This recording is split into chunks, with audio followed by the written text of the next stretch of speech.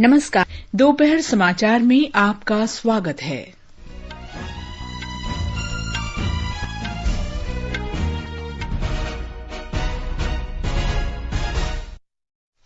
प्रधानमंत्री नरेंद्र मोदी और ऑस्ट्रेलिया के प्रधानमंत्री स्कॉट मॉरिसन के बीच पहला भारत ऑस्ट्रेलिया वर्चुअल शिखर सम्मेलन। दोनों देशों के बीच 7 समझौतों पर हस्ताक्षर। प्रधानमंत्री मोदी ने कहा, वैश्विक महामारी के इस दौर में समग्र रणनीति साझेदारी की भूमिका ज्यादा महत्वपूर्ण। ऑस्ट्रेलिया के प्रधानमंत्री ने महामारी के दौरान नेतृत्व और रचनात्मक भूमिका निभाने के लिए प्रधानमंत्री मोदी की सराहना की। उच्चतम न्यायालय ने हरियाणा, उत्तर प्रदेश और दिल्ली से एनसीआर क्षेत्र में आवागमन के लिए एक समान नीति बनाने को कहा। ओडिशा सरकार ने कोविड-19 से संक्रमित 11 जिलों में सप्ताहांत में पूर्ण लॉकडाउन की घोषणा की। केंद्रीय पर्यावरण और वन मंत्री प्रकाश जावड़ेकर ने कहा, केरल में गर्भवती हथिनी की जघन्य हत्या में शामिल लोगों पर कड़ी कार्रवाई की जाएगी। और चक्रवाती तूफान निसर्ग के कारण मुंबई में काफी नुकसान। मौसम विभाग ने मध्य प्रदेश के कुछ भागों में तेज बारिश की चेतावनी जारी की।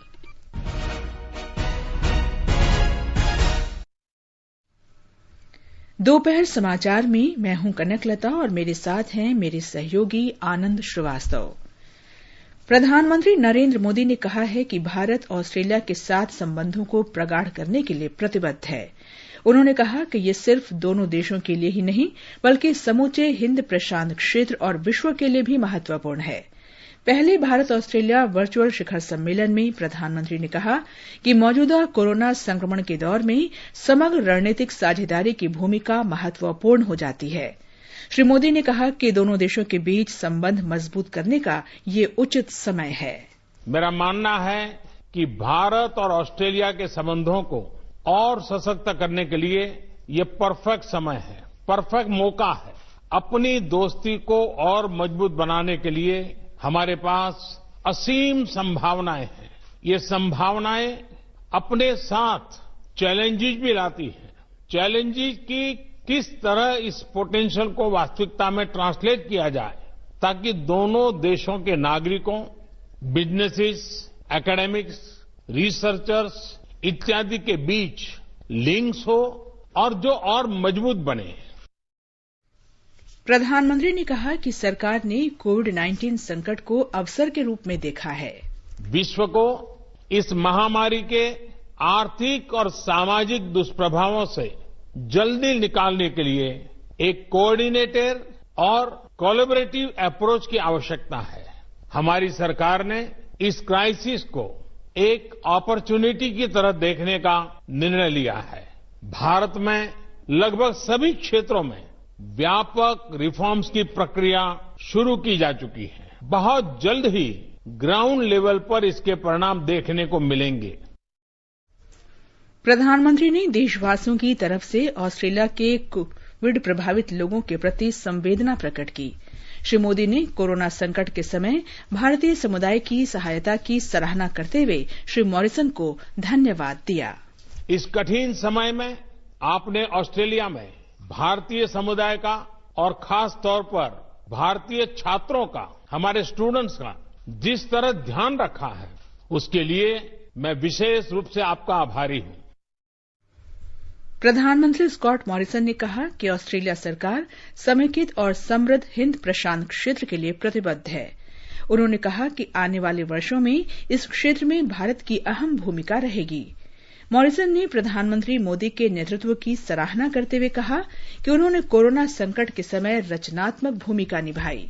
श्री मॉरिसन ने कहा कि भारत और ऑस्ट्रेलिया के बीच जहाजरानी संबंधों को अन्य क्षेत्रों में पारस्परिक संबंध मजबूत करने के लिए इस्तेमाल किया जा सकता है। Our relationship is exactly as you've said. It is a very comfortable relationship. It is a very natural relationship. So much in common, so much shared, if not in language always, certainly in the things that matter and the values that we hold. And we both seek to champion those values together in our region and independently as very proud sovereign nations and very vibrant liberal democracies as well. And I think we hold that flag up very proudly, each of us. Shri Morrison ने भारत को विश्व स्वास्थ्य संगठन के कार्यकारी board का अध्यक्ष चुने जाने पर कहा कि इससे स्वास्थ्य समेत विश्व की कई कठिन समस्याओं को सुलझाने में मदद मिलेगी। भारतीय भोजन और सौजन्यता की सराहना करते हुए ऑस्ट्रेलियाई प्रधानमंत्री स्कॉट मॉरिसन ने समोसे और गुजराती खिचड़ी के प्रति अपने लगाव का उल्लेख किया। I wish I could be there for what has become the famous Modi hug, and while not and be able to share my samosas, which I thank you for. We had a bit of fun with that on the weekend. So next time it'll have to be the Gujarati kishti, which I know is a keen favourite of yours, and you've mentioned to me before. So I'll try that out in the kitchen before next time we meet in person. प्रधानमंत्री मोदी ने Morrison से कहा कि ये भारत और Australia में गुजराती समुदाय के लिए बड़ी खुशी की बात है। और जब आपने खिचड़ी की बात कही तो गुजरात के लोग तो बहुत प्रसन्न हो जाएंगे, और ऑस्ट्रेलिया में भी बहुत गुजराती परिवार रहते हैं, उनके लिए तो और खुशी की बात होगी। लेकिन मजा यह है कि खिचड़ी एक प्रकार से हमारे देश में पूरे हिंदुस्तान के हर कोने में एक कॉमन वैरायटी के रूप में है। नाम अलग अलग है लेकिन बहुत पॉपुलर है। लेकिन मुझे खुशी होगी आपके साथ इसको एंजॉय करने का। एक्सेलेंसी, आपके उत्साह और विश्वास से भरे शब्दों के लिए मैं बहुत बहुत धन्यवाद करता हूं। भारत और ऑस्ट्रेलिया ने वर्चुअल शिखर सम्मेलन के बाद व्यापक रणनीतिक साझेदारी की घोषणा की। दोनों देशों ने हिंद प्रशांत क्षेत्र में समुद्री सहयोग पर एक साझा दृष्टिपत्र भी जारी किया। प्रधानमंत्री नरेंद्र मोदी और ऑस्ट्रेलियाई प्रधानमंत्री स्कॉट मॉरिसन के बीच बातचीत के बाद 7 समझौतों पर भी हस्ताक्षर हुए। इनमें साइबर और साइबर सक्षम क्रिटिकल टेक्नोलॉजी सहयोग पर समझौता और खनन के क्षेत्र में महत्वपूर्ण सहयोग शामिल है। दोनों देशों ने रक्षा विज्ञान और प्रौद्योगिकी, लोक प्रशासन और प्रशासनिक सुधारों, व्यावसायिक शिक्षा और प्रशिक्षण तथा जल संसाधन प्रबंधन सहयोग के बारे में भी समझौता ज्ञापनों पर हस्ताक्षर किए। बातचीत के बाद प्रधानमंत्री मोदी ने कहा कि दोनों देशों के बीच संबंधों पर विस्तार से उत्कृष्ट चर्चा हुई। श्री मोदी ने कहा कि दोनों देश व्यापक रणनीतिक साझेदारी के साथ नई ऊंचाइयों को प्राप्त कर सकते हैं।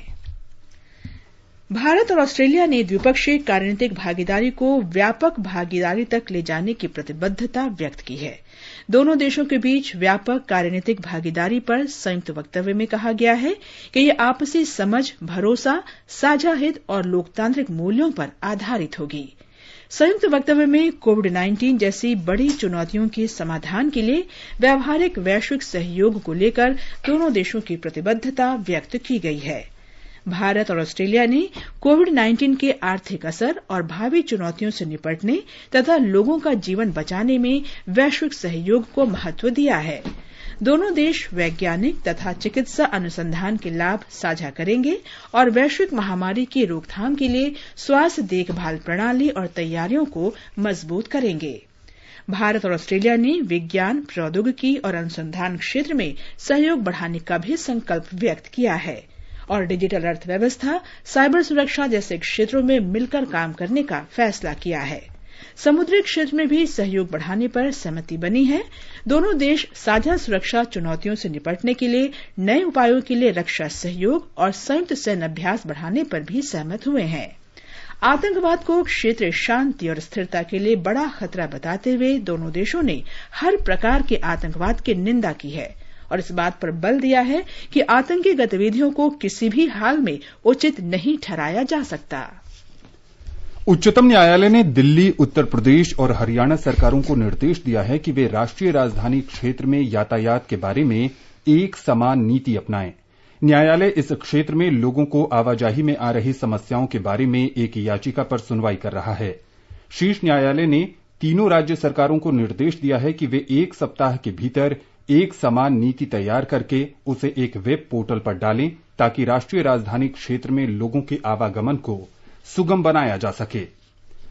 केंद्र सरकार ने उच्चतम न्यायालय को बताया है कि उसका 29 मार्च का वो आदेश जिसमें लॉकडाउन के दौरान निजी कंपनियों को अपने कर्मचारियों को पूरा वेतन देने की बात कही गई थी, वो कर्मचारियों को राहत देने वाला एक अंतरिम उपाय था। अपने हलफनामे में सरकार ने कहा है कि ये आदेश 18 मई से निष्प्रभावी हो गया है, इसलिए इसे चुनौती देने वाली याचिका का अब कोई मतलब नहीं है। उच्चतम न्यायालय ने लॉकडाउन की अवधि के दौरान कर्ज को ब्याज मुक्त करने पर वित्त मंत्रालय से जवाब मांगा है। इससे पहले रिजर्व बैंक ने कहा था कि बैंकों पर ऋण को ब्याज मुक्त करने के लिए दबाव डालने से उनके वित्तीय हालात बिगड़ सकते हैं। इस मामले में केंद्र सरकार से 12 जून तक जवाब दाखिल करने को कहा गया है। इसके बाद मामले की आगे सुनवाई होगी। ओडिशा सरकार ने कोविड संक्रमण के बाद राज्य में लाखों श्रमिकों की वापसी को देखते हुए कई कठोर उपायों की घोषणा की है। राज्य के 11 जिलों में इस महीने सभी सप्ताहांत में पूरा लॉकडाउन रहेगा। ये जिले हैं गंजम, पुरी, नयागढ़, खुर्दा, कटक, जगतसिंहपुर, केंद्रापाड़ा, जाजपुर, भद्रक, बालेश्वर और बोलंगीर। राज्य में पिछले 24 घंटों के दौरान 90 और व्यक्ति कोरोना से संक्रमित पाए गए हैं। इन्हें मिलाकर राज्य में संक्रमित लोगों की संख्या 2478 हो गई है। इनमें से 1416 लोग ठीक हो चुके हैं और 7 लोगों की मौत हो गई है। राज्य सरकार ने सभी स्कूलों और महाविद्यालयों को 31 जुलाई तक बंद रखने का निर्देश दिया है। केंद्रीय मंत्रिमंडल ने आवश्यक वस्तु अधिनियम में ऐतिहासिक संशोधन को मंजूरी दी है। कृषि में बदलाव और किसानों की आय बढ़ाने की दिशा में ये एक दूरदर्शी कदम है। सूचना और प्रसारण मंत्री प्रकाश जावड़ेकर ने कहा कि इस संशोधन से अनाज, दालों, तिलहन, खाद्य तेलों, प्याज तथा आलू को आवश्यक वस्तुओं की सूची से हटा दिया गया है। इससे किसानों को फसल की बेहतर कीमत मिल सकेगी और निजी निवेश के लिए अनावश्यक नियामक हस्तक्षेप दूर होगा। एग्रीकल्चर प्रोड्यूसर मार्केट कमेटी के बंधन से किसान मुक्त हुआ है। किसान कहीं भी उत्पादन बेच सकेगा। ज्यादा दाम देने वाले को बेचने की आजादी मिली है किसान को। ज्यादा कीमतों के गारंटी पर कृषि उपज समझौते से बेचने की किसान को अनुमति मिली है। यानी कोई निर्यातक है, कोई प्रोसेसर है, कोई दूसरे पदार्थों का उत्पादक है, तो उसको कृषि उपज दोनों के आपसी समझौता जो होगा उसके तहत बेचने की सुविधा मिली है। भारत में पहली दफा ऐसा कदम उठाया गया है।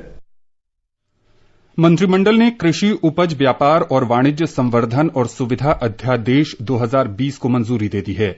मंत्रिमंडल की बैठक के बाद कृषि मंत्री नरेंद्र सिंह तोमर ने कहा कि ये अध्यादेश राज्य कृषि उपज विपणन कानूनों के तहत मंडियों के दायरे से बाहर राज्य में और राज्यों के बीच बाधा रहित व्यापार और वाणिज्य को प्रोत्साहन देगा। किसान पर जो अपने उत्पादन को बेचने के लिए प्रतिबंध लगे थे, उन प्रतिबंधों से पूरी तरह मुक्त किया जा रहा है। मंडियां रहेंगी, राज्य का एपीएमसी एक्ट रहेगा, लेकिन एपीएमसी की परिधि के बाहर जो सारा क्षेत्र है, चाहे वो किसान का घर ही क्यों ना हो, उस घर में जाकर भी कोई कंपनी, संस्था, processing industry, FPO, cooperative sector के समूह वहां से माल खरीदेगा और इस खरीद और बिक्री पर किसी भी प्रकार का कोई टैक्स, कानूनी बंधन नहीं होगा। हमारे संवाददाता ने बताया है कि सरकार के इस फैसले से किसान, उपभोक्ता और व्यापारी सभी वर्गों के हितों की रक्षा होगी। The government, while liberalizing the regulatory environment, has also सरकार ने आवश्यक वस्तु अधिनियम में संशोधन कर नियंत्रण से संबंधित नियमों को उदार बनाते हुए उपभोक्ताओं के हितों की रक्षा भी सुनिश्चित की है। संशोधन के तहत यह व्यवस्था की गई है कि अकाल, युद्ध, कीमतों में अप्रत्याशित वृद्धि और प्राकृतिक आपदा जैसी परिस्थितियों में इन कृषि उपजों की कीमतों को नियंत्रित किया जा सकता है। हालांकि मूल्य श्रृंखला के किसी भी प्रतिभागी की स्थापित क्षमता और किसी भी निर्यातक की निर्यात मांग इस तरह की स्टॉक सीमा की व्यवस्था से मुक्त रहेगी, ताकि कृषि क्षेत्र में निवेश प्रभावित न हो। इस संशोधन के जरिए किसान और उपभोक्ता दोनों लाभान्वित होंगे तथा मूल्य में स्थिरता भी आएगी। साथ ही भंडारण सुविधाओं के अभाव के कारण होने वाली कृषि उपज की बर्बादी को भी रोका जा सकेगा। आनंद कुमार, आकाशवाणी समाचार, दिल्ली। प्रधानमंत्री नरेंद्र मोदी सरकार के दूसरे कार्यकाल का पहला वर्ष पूरा हो गया है। इस एक वर्ष के दौरान सरकार ने लोगों को सस्ती और गुणवत्तापूर्ण स्वास्थ्य सेवा मुहैया कराने और देश में स्वास्थ्य ढांचे के निर्माण के लिए कई कदम उठाए हैं। पिछले एक वर्ष के दौरान सरकार के विभिन्न प्रयासों और फैसलों पर हमारे संवाददाता की ये रिपोर्ट। कोरोना वायरस महामारी के कारण देश एक अभूतपूर्व संकट से गुजर रहा है। प्रधानमंत्री नरेंद्र मोदी के नेतृत्व में भारत ने कोरोना वायरस के प्रसार को रोकने के लिए कई उपाय किए हैं और स्वास्थ्य क्षेत्र में आत्मनिर्भरता के लक्ष्य को हासिल करने के लिए इस संकट को एक अवसर में बदल दिया है। कुछ महीनों के भीतर ही भारत ने प्रतिदिन 2 लाख पीपीई किट और N95 मास्क बनाने की तकनीक और विनिर्माण क्षमताओं का विकास कर लिया। यह इसलिए काबिले तारीफ है क्योंकि जब यह संकट शुरू हुआ था उस समय भारत पीपीई किट किट का निर्माण नहीं करता था और देश में बहुत कम मात्रा में N95 मास्क का उत्पादन होता था। भारत ने परीक्षण सुविधाओं में भी वृद्धि की और देश अब एक दिन में 1 लाख से अधिक कोरोना वायरस के नमूनों का परीक्षण करने में सक्षम है। आज देश भर में 710 सरकारी और निजी प्रयोगशालाएं हैं। सरकार ने कोरोना वायरस महामारी से प्रभावी ढंग से निपटने के लिए आवश्यक उपकरणों और सामग्री को विकसित करने के लिए स्वदेशी विनिर्माणकर्ताओं को भी बढ़ावा दिया। मोदी सरकार ने देश में स्वास्थ्य ढांचे के निर्माण के लिए 15,000 करोड़ रुपए प्रदान करने की भी घोषणा की है। एक और पहल आयुष्मान भारत प्रधानमंत्री जन आरोग्य योजना भी गरीब लोगों के जीवन में एक नई जीवन रेखा साबित हुई है। इस योजना के तहत अब तक 13,000 करोड़ रुपए से अधिक के 1 करोड़ उपचार अस्पतालों में प्रदान किए जा चुके हैं। जन औषधि सुविधा सैनिटरी नैपकिन देश भर में वंचित महिलाओं के लिए सस्ती स्वास्थ्य देखभाल सुनिश्चित कर रहे हैं। ये नैपकिन देश भर में 6,000 से अधिक प्रधानमंत्री जन औषधि परियोजना केंद्र में उपलब्ध हैं। भूपेंद्र सिंह, आकाशवाणी समाचार, दिल्ली। आगे बढ़ने से पहले मुख्य समाचारों पर एक नजर। प्रधानमंत्री नरेंद्र मोदी और ऑस्ट्रेलिया के प्रधानमंत्री स्कॉट मॉरिसन के बीच पहला भारत ऑस्ट्रेलिया वर्चुअल शिखर सम्मेलन, दोनों देशों के बीच 7 समझौतों पर हस्ताक्षर। प्रधानमंत्री मोदी ने कहा, वैश्विक महामारी के इस दौर में समग्र रणनीति साझेदारी की भूमिका ज्यादा महत्वपूर्ण। ऑस्ट्रेलिया के प्रधानमंत्री ने महामारी के दौरान नेतृत्व और रचनात्मक भूमिका निभाने के लिए प्रधानमंत्री मोदी की सराहना की। उच्चतम न्यायालय ने हरियाणा, उत्तर प्रदेश और दिल्ली से एनसीआर क्षेत्र में आवागमन के लिए एक समान नीति बनाने को कहा। ओडिशा सरकार ने कोविड-19 से संक्रमित 11 जिलों में सप्ताहांत में पूर्ण लॉकडाउन की घोषणा की। केंद्रीय पर्यावरण और वन मंत्री प्रकाश जावड़ेकर ने कहा, केरल में गर्भवती हथिनी की जघन्य हत्या में शामिल लोगों पर कड़ी कार्रवाई की जाएगी। और चक्रवाती तूफान निसर्ग के कारण मुंबई में काफी नुकसान, मौसम विभाग ने मध्य प्रदेश के कुछ भागों में तेज बारिश की चेतावनी जारी की। देश में कोविड-19 रोगियों के स्वस्थ होने की दर 47.99% हो गई है। कुल 1,04,107 रोगी अब तक ठीक हो चुके हैं। स्वास्थ्य तथा परिवार कल्याण मंत्रालय के अधिकारी ने बताया है कि पिछले 24 घंटों के दौरान 3,804 रोगी स्वस्थ हुए हैं। 9,304 लोगों में संक्रमण के बाद संक्रमित लोगों की संख्या 2,16,919 हो गई है। एक दिन में सबसे ज्यादा मामले आए हैं। पिछले 24 घंटों में 260 लोगों की इस वायरस से मौत हुई है। कुल मृतकों की संख्या 6,075 हो गई है। मृत्यु दर 2.80% हो गई है। भारतीय आयुर्विज्ञान अनुसंधान परिषद आईसीएमआर के अधिकारी ने बताया है कि पिछले 24 घंटों के दौरान 1,39,485 जांच की गई। इसके साथ ही देश में अब तक कुल 42,42,718 नमूनों की जांच की जा चुकी है। आईसीएमआर जांच क्षमता में लगातार वृद्धि करने के लिए सरकारी और निजी प्रयोगशालाओं को स्वीकृति दे रहा है। अब तक देश में कुल 710 प्रयोगशालाओं को अनुमति मिली है। इनमें 498 सरकारी और 212 निजी प्रयोगशालाएं हैं। ये समाचार आकाशवाणी से प्रसारित किए जा रहे हैं। ताजा समाचार जानने के लिए आप हमारे Twitter handle @AIR News Hindi को फॉलो कर सकते हैं। ये आकाशवाणी है। उत्तर प्रदेश में कोविड जांच के लिए ब्लॉक स्तर पर जांच लैब बनाए जाएंगे और केंद्र सरकार इस परियोजना के लिए मदद करेगी। मुख्यमंत्री योगी आदित्यनाथ ने आकाशवाणी संवाददाता को बताया कि सरकार वैश्विक महामारी की रोकथाम के साथ साथ राज्य में स्वास्थ्य प्रणाली को भी मजबूत कर रही है। प्रत्येक जिले में जांच मशीनें लगाई जा रही है जो कोरोना के संदिग्ध मरीजों की जांच रिपोर्ट 1 घंटे के बाद दे देंगी।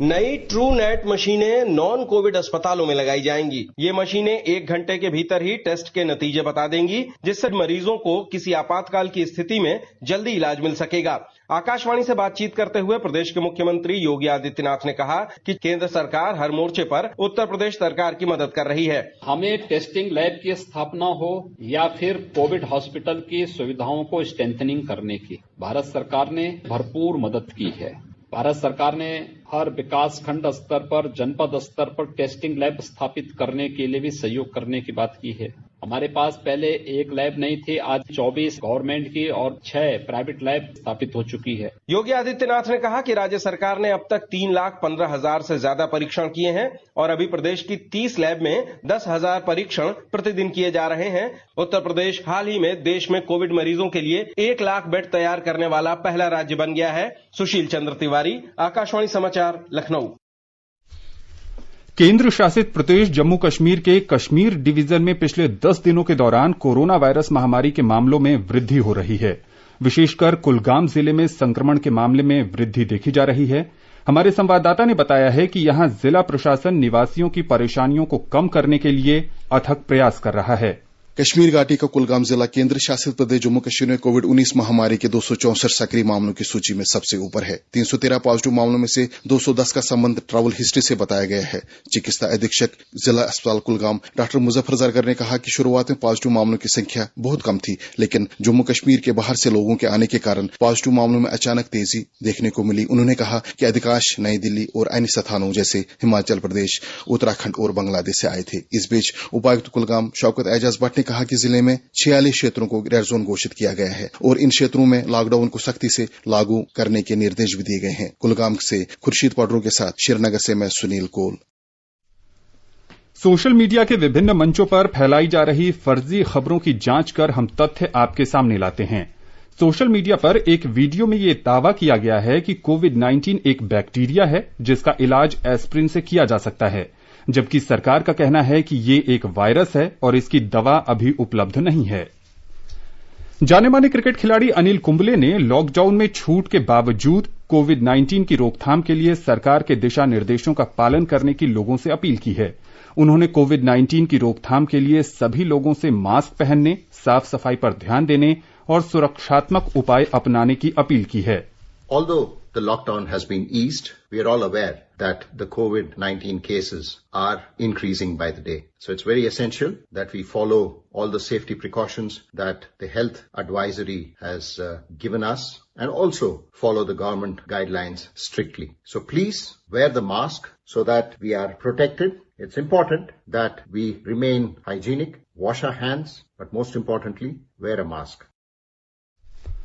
आकाशवाणी का समाचार सेवा प्रभाग आज फोन इन कार्यक्रम में कोविड-19 पर विशेष परिचर्चा प्रसारित करेगा।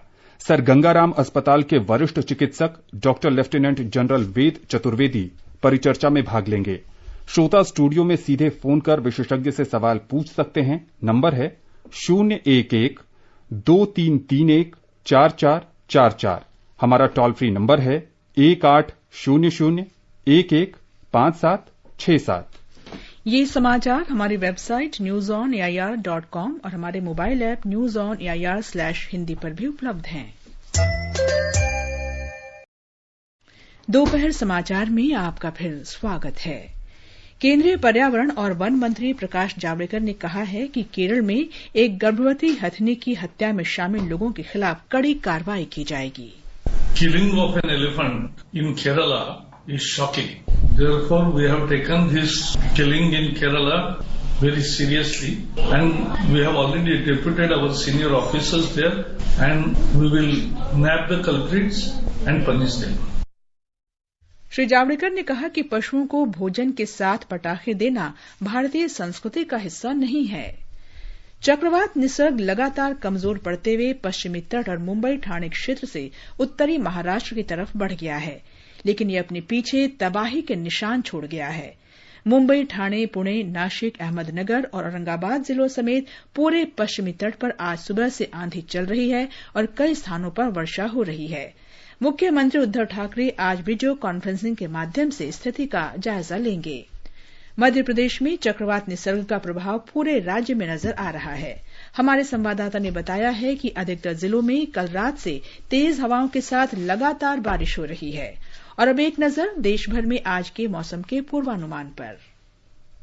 राष्ट्रीय राजधानी दिल्ली में न्यूनतम तापमान 24 डिग्री और अधिकतम तापमान 36 डिग्री सेल्सियस रहने का अनुमान है। बादल छाए रहने और हल्की वर्षा होने की संभावना है। मुंबई में कल चक्रवात निसर्ग के कारण भारी वर्षा के बाद आज भी बादल छाए हुए हैं। मध्यम वर्षा जारी रहने का अनुमान है। न्यूनतम तापमान 28 डिग्री सेल्सियस रिकॉर्ड किया गया। अधिकतम तापमान 31 डिग्री सेल्सियस तक जा सकता है। देश के दक्षिण भाग में चेन्नई में भी बादल छाए हुए हैं। हल्की बूंदाबांदी हो सकती है। न्यूनतम तापमान 29 डिग्री सेल्सियस दर्ज किया गया, जबकि अधिकतम तापमान 30 डिग्री सेल्सियस रहने की उम्मीद है। कोलकाता में भी आंशिक रूप से बादल छाए हुए हैं। गरज के साथ आंधी वर्षा होने की भी संभावना है। न्यूनतम तापमान 25 डिग्री और अधिकतम 35 डिग्री सेल्सियस के आसपास रहेगा। केंद्र शासित प्रदेश जम्मू कश्मीर के जम्मू में न्यूनतम तापमान 23 डिग्री रिकॉर्ड किया गया। अधिकतम तापमान 36 डिग्री सेल्सियस रहने की संभावना है। आसमान साफ है, लेकिन दोपहर बाद या शाम तक बादल घिर सकते हैं। श्रीनगर में न्यूनतम तापमान 11 डिग्री और अधिकतम 26 डिग्री सेल्सियस रहने का अनुमान है। आसमान साफ रहेगा। दोपहर बाद या शाम तक हल्के बादल घिर आएंगे। गिलगित में न्यूनतम तापमान 16 डिग्री सेल्सियस रिकॉर्ड किया गया। अधिकतम तापमान 31 डिग्री सेल्सियस के आसपास रह सकता है। हल्के बादल घिरे रहेंगे। मुजफ्फराबाद में भी आंशिक रूप से बादल छाए रहने के साथ आंधी वर्षा की संभावना है। न्यूनतम तापमान 15 डिग्री और अधिकतम 31 डिग्री सेल्सियस के बीच रहेगा। समाचार कक्ष से मैं नईम अख्तर। जाने माने फिल्म निर्माता और निदेशक बासु चैटर्जी का निधन हो गया है। वे 93 वर्ष के थे। प्रधानमंत्री नरेंद्र मोदी ने बासु चैटर्जी के निधन पर गहरा दुख व्यक्त करते हुए कहा कि वे मन को छू लेने वाली संवेदनशील फिल्मों के लिए हमेशा याद रखे जाएंगे। प्रधानमंत्री ने उनके परिवार और असंख्य प्रशंसकों के प्रति संवेदना व्यक्त की है। भारतीय फिल्म और टेलीविजन निदेशक संघ के अध्यक्ष अशोक पंडित ने कहा कि बासु चैटर्जी का जाना पूरे फिल्म जगत के लिए अपूरणीय क्षति है। समाचार कक्ष की एक श्रद्धांजलि। मानव मन के सहज चितेरे बासु चैटर्जी नहीं रहे। रजनीगंधा फूल तुम्हारी महके यूं ही जीवन में, हाँ यूं ही महके प्रीत पिया की मेरे अनुरागी मन में। बासु चैटर्जी मानवीय संवेदना को स्वर देने वाली सहज फिल्मों के लिए जाने जाते थे। छोटी सी बात, रजनीगंधा, चितचोर, पिया का घर, शौकीन, खट्टा मीठा और बातों बातों में जैसी फिल्में दर्शकों के मन पर गहरी पकड़ के उनकी क्षमता का प्रमाण हैं। बासुदा नहीं हैं, लेकिन उनकी फिल्में हमेशा हमेशा मानव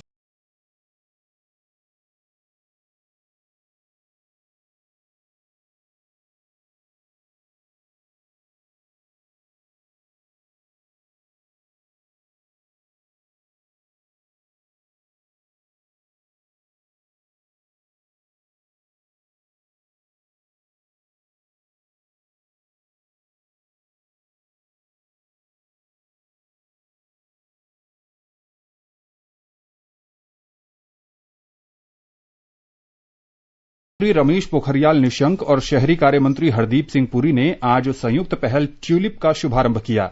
इसका उद्देश्य देश में इंजीनियरिंग के विद्यार्थियों को इंटर्नशिप उपलब्ध कराना है। इस प्लेटफॉर्म का उद्घाटन करते हुए शहरी कार्य मंत्री हरदीप सिंह पुरी ने कहा कि ट्यूलिप से विद्यार्थियों, शहरी स्थानीय निकायों सहित सभी पक्षों को लाभ होगा। इससे देश में युवा प्रतिभाओं की पहचान सुगम होगी। उन्होंने कहा कि देश में इस प्रकार का ये पहला कदम होगा जिससे प्रतिभा को समुचित अवसर देकर देश के जनसांख्यिकीय आधार का पूरा लाभ लिया जा सकेगा।